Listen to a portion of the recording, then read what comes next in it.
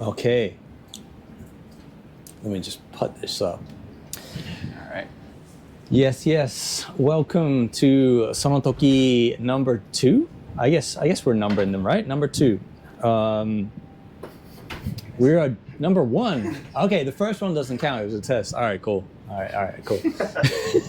Yeah, so welcome back. And today we're joined by a good friend of ours, Mr. Stupid Kozo. Thank you, guys. For the people that don't know, can you maybe introduce yourself? Okay. What do you do? Where are you from? What's good? Stupid Kozo. I go by the name Stupid Kozo as a DJ / producer / like A&R music stuff, basically. Yeah. So yeah. Nice. I'm from Fukuoka. I grew up in Japan. I born in 1992, and yeah, that's pretty much it. Well, we're pretty good friends, I'd say. Pretty close. Yeah, best friends. Homies. Best friends. So I need no introduction, but we are happy to have you on SonoToki to specifically talk about the first track you ever finished. Right. I was gonna say the first track you ever made, but no, the first track you ever finished. Okay. I guess under your own name, not a remix, not like a half finished loop, like an actual like full track. So for your first track, what was it called, and do you still have it? Yes, I have it, and then I think it's called Be Mine. I'm saying I think because it's hard to define edits, and then that I'm gonna call it my own tune, but like it's basically glorified edits sometimes. So I would say Be Mine is a track that I finished the first time and then put it out, and put it out in Bandcamp. Okay, nice. So where did you make this track? I think it's in my own house, own crib. Yeah. Okay, nice. So in Tokyo. Tokyo, yes. Yes, sir. Okay. So when was it made? Do you remember what year? I think it's mid-COVID or something, 2022 or something. Okay. I think around that. Okay. Plus minus 2 years. Right, sure. I think. So my next question we normally ask is, what was going on in your life during the time you made it? But I guess mid-COVID, probably not a lot. Yeah, a lot of staying home, which is like, to be fair, it's not much different from what I do now. So Right. not much huge impact at the time. Yeah, just trying to like make more tunes. Is just I always like respected the producers that make tunes and DJs as well. Like Sure. DJs who make tunes and then they play their own tunes. Like it's just I feel like it's such a given thing that you can do as a DJ as well. Just put out the track that your fellow DJs can play. Right, absolutely. And just somehow contribute to the scene. So yeah, that's what I wanted to do, and that's the first. I think I was pretty proud of that because like it never finished out the tune and then released it. Sure. Sometimes like I made one cut like loop and then a little bit of edits, and it's like I don't know about that, but like just putting it out there. This is the first time that. Yeah. There's definitely that like kind of feeling that I never forgot the first time you actually finished a track. Yeah. So for like me, it was like, besides having like loops and stuff, this is the first time I had a track where everything I added to it just sounded good. And I was like, whoa, this is cool. Like, yeah.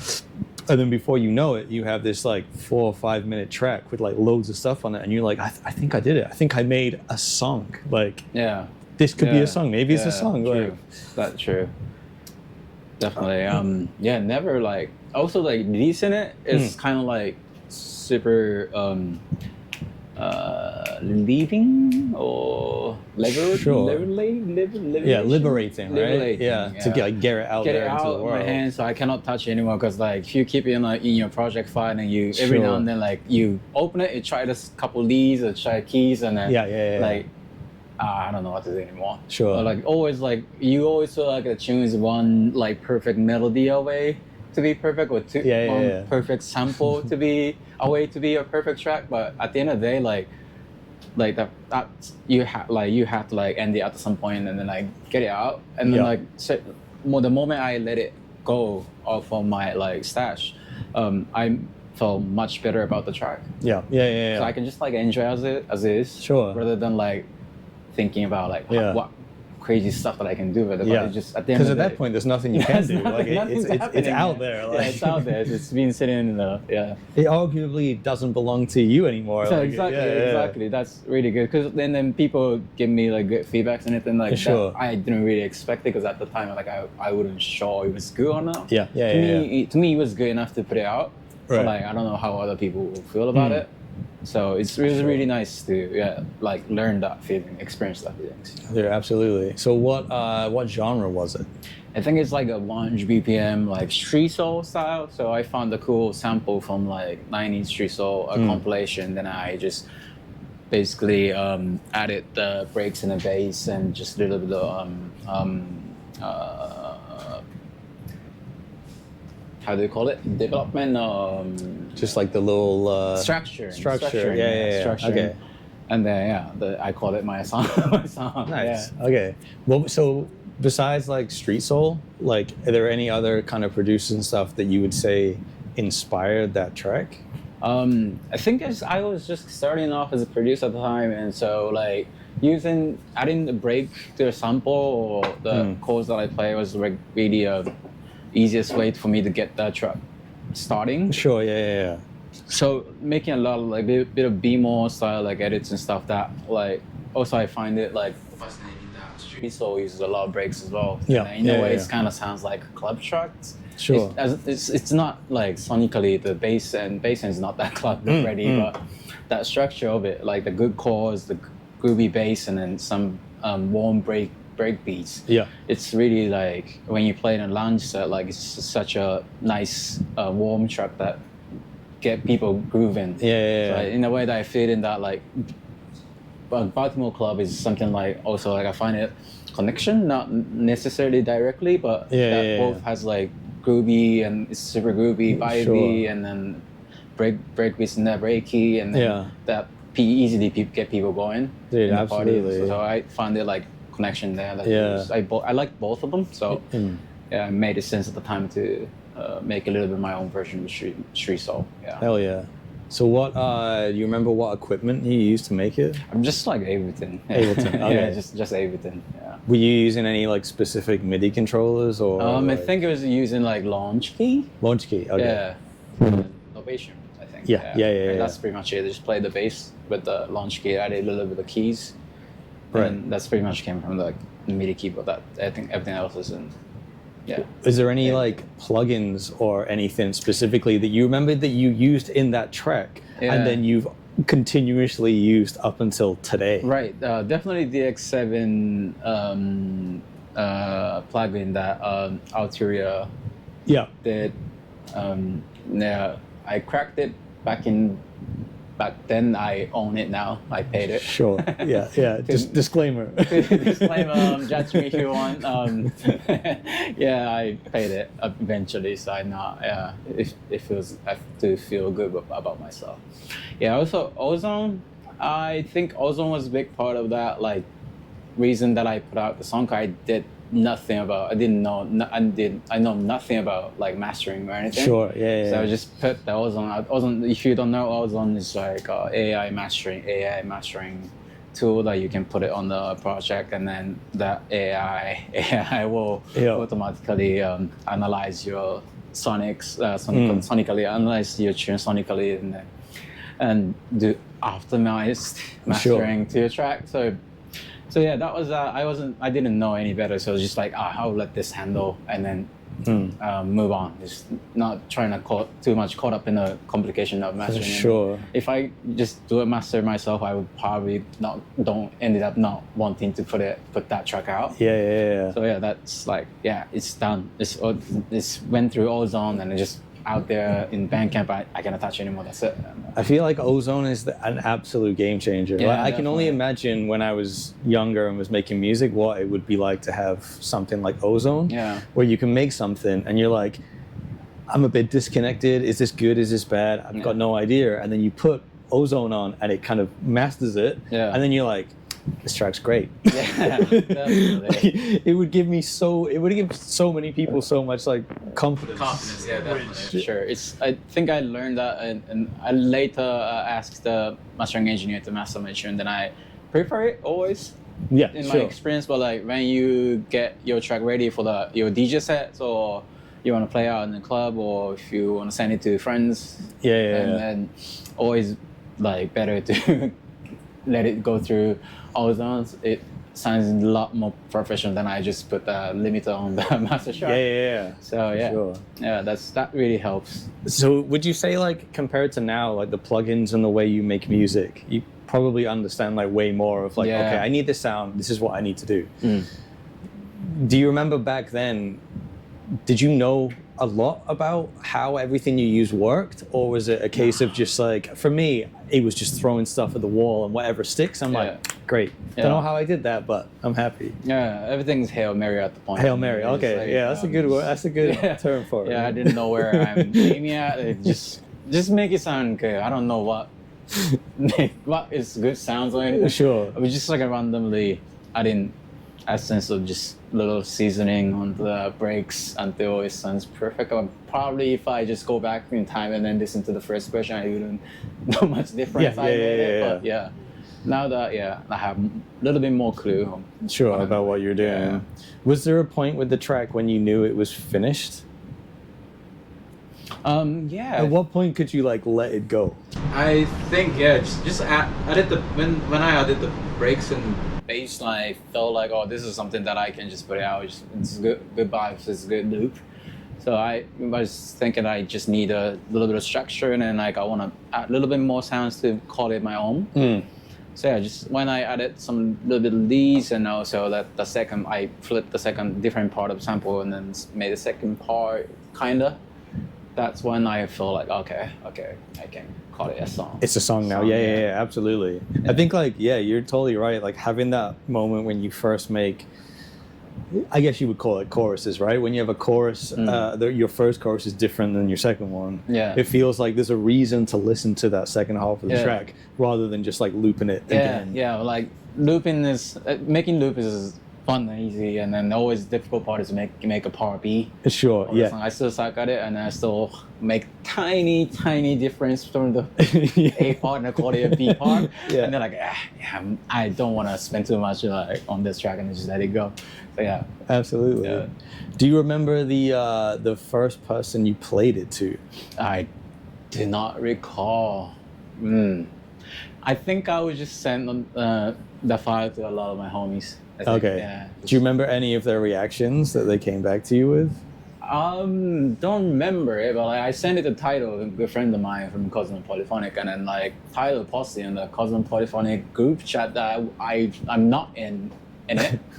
I wasn't in it. I'm still in it. I'm still not in it. And then the other fellow Kozo no Polyphonic friends, RGL, Willie Chan, I met. When I met him, he said the title was posting like some like Kozo sent me a tune and it got me motivated or something in the group chat. And I saw it. It was really nice. Yeah, hell yeah. So that one sticks out. Yeah, sure, yeah. Absolutely, man. I was lucky enough to see it and be in that group chat. You're not missing out, by the way. But big up Kozo no Polyphonic. Kozo no Polyphonic. May they still continue to do music. Yeah, exactly. So did you ever release the track? Yes. I released it on SoundCloud and Bandcamp, just self-release. Nice. Yeah. $3, I think. Okay. Yeah. Was that technically your first release that you've done? Yeah, definitely. Under your name? It's a single, but it's first release. Oh, you put it out as a single first? Yeah. No, it never became a part of anything, but just one track, just by put it itself. out there, done. Yeah. And that's it's a scary time too, putting out that first track to the world, especially like you have to have some kind of level of confidence in something. You must believe in it enough, like otherwise you wouldn't want to put it out there. So there's definitely the first time you like put a track out there for people to listen to. Yeah, there's a lot of nerves. I think it was during COVID. I think so. At that point I started like caring about. I stopped caring about a lot of things. So before maybe time like I make tunes or loops, and I felt like, oh, is it good enough for other people, or like I'm not sure if that's good. Or maybe it's good for that I made this.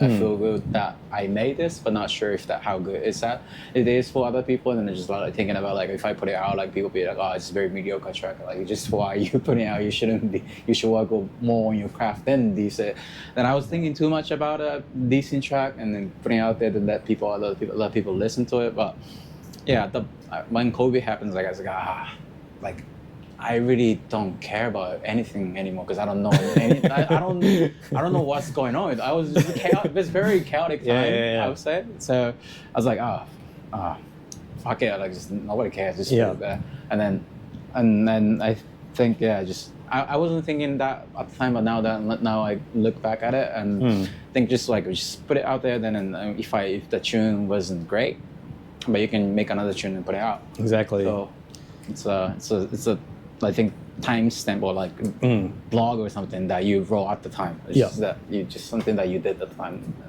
I feel like that's a good lesson that a lot of like new people starting out would benefit of knowing like straight away. The fact that like you don't have to think too deeply about the things you make in terms of like there's always going to be another track. There's always going to be another EP, and you can increase your productivity by just letting it go. Just put it out there into the world. Like there's a few techniques. I think I talked about this previously, but one I'd learned from Tim Reaper was a rule where he never works on a track for more than a day. Damn. So like if he starts a track on like the 21st of June, it has to be finished before midnight or whatever state the track is in, it's going to get released or sent. That's a good trick. Definitely. It's really good trick. I will make such a stupid, shitty tunes with that way, but still, like you need a certain pressure to get the song done.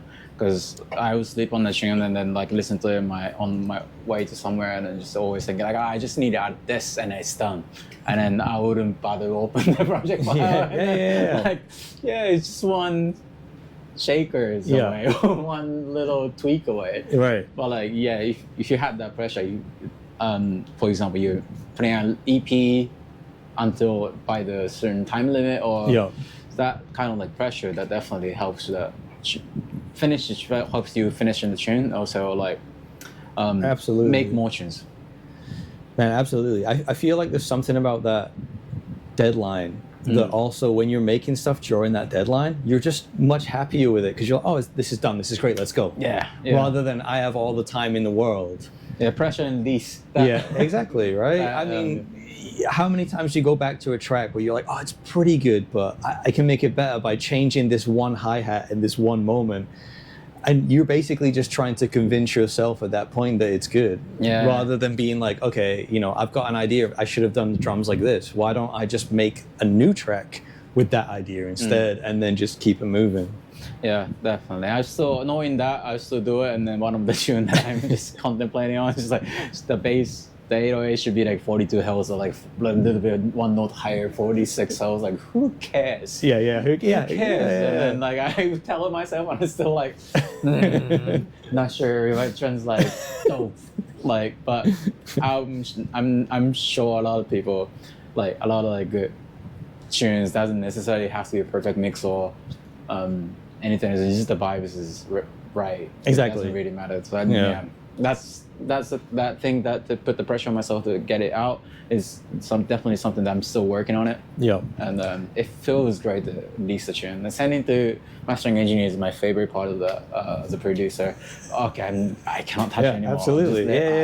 Just especially the excitement too of like when you get it back. And you get to hear what the engineer's done. That 3 weeks DSP digital streaming platform pitching like buffer time is killer because like when I got the mastering I want to put it out like exactly as soon as possible. And then if you listen to Spotify, Apple Music, and just you send in the service and then 3 weeks prior to its release so you can pitch it to playlist editors and stuff. And that 3 weeks I usually don't make any original because I cannot wait for get the reaction out of that track I'm done. So I usually use that 3 weeks as a burnout phase recently, and I'm in it right now.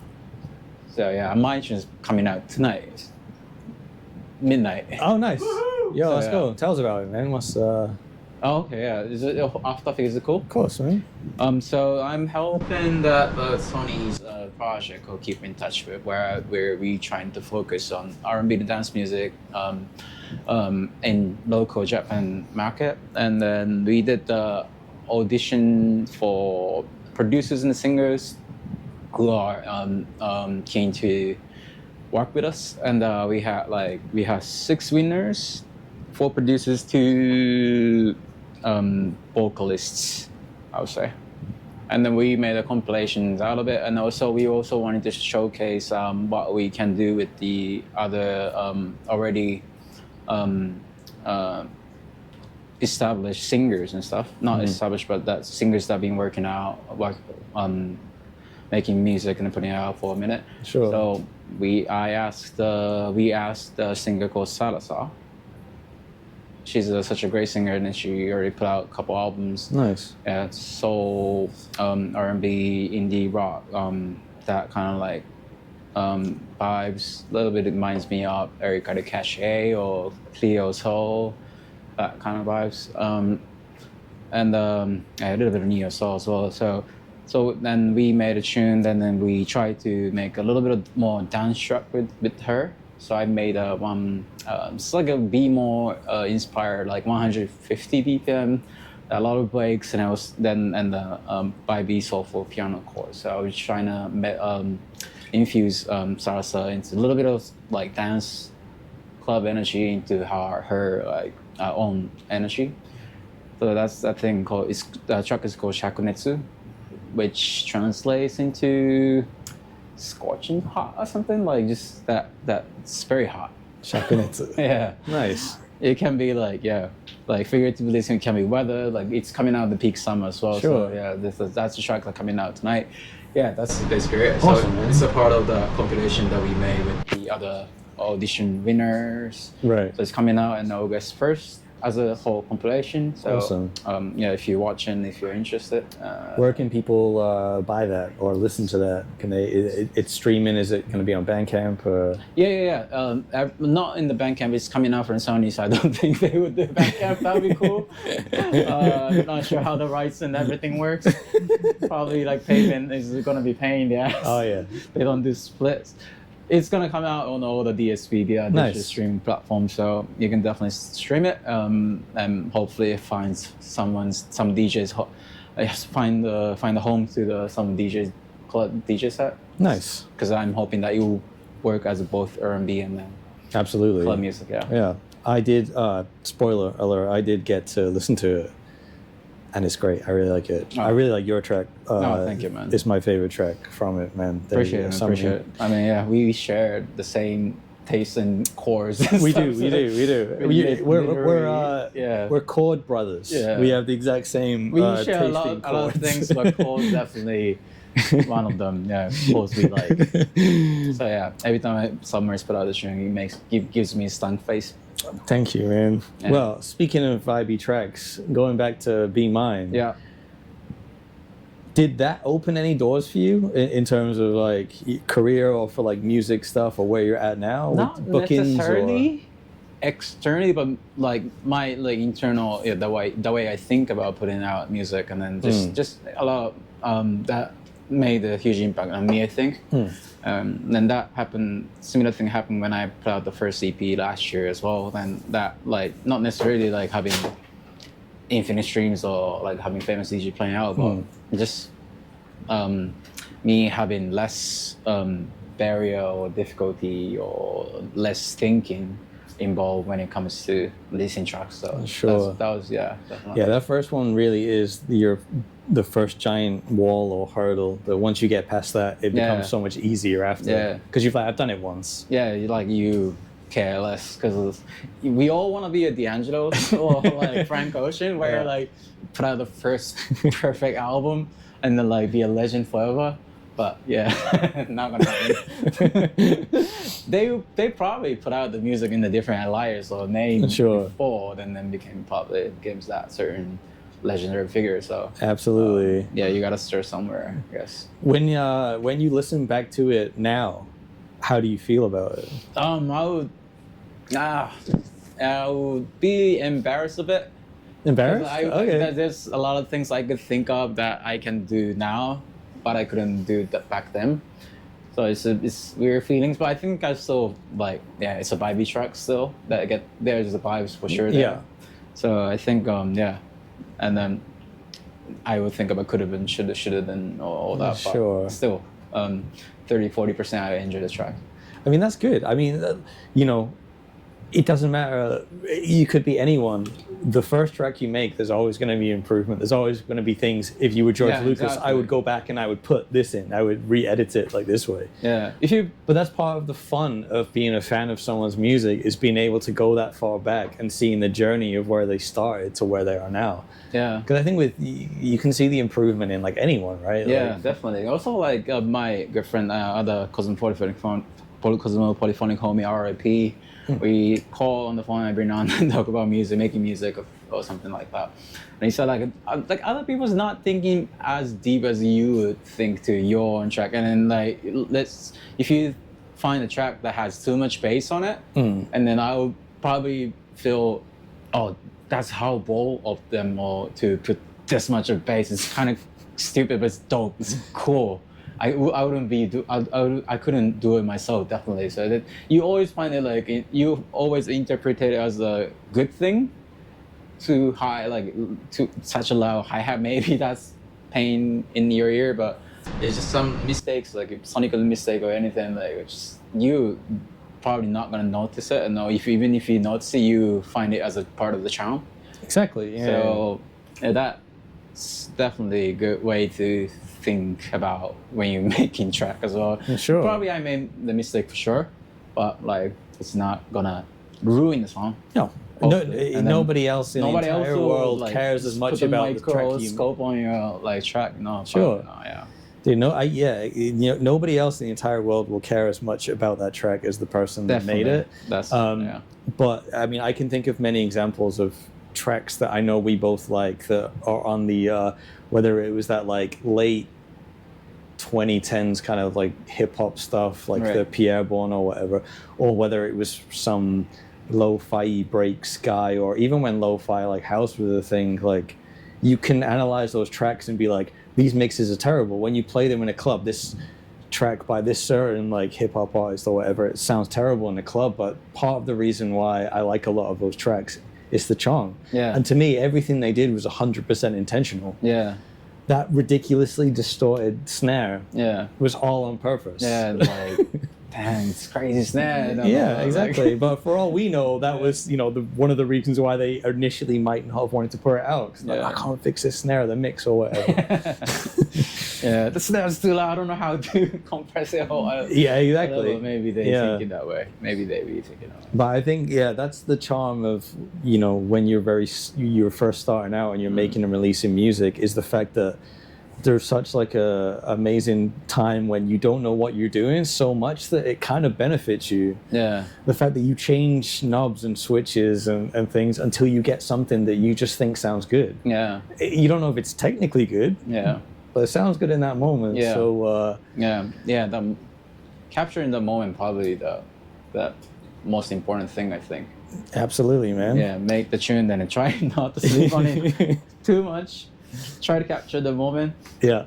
That's a certain track that you made in a certain period of time. Dude, hell yeah. At the end of the day.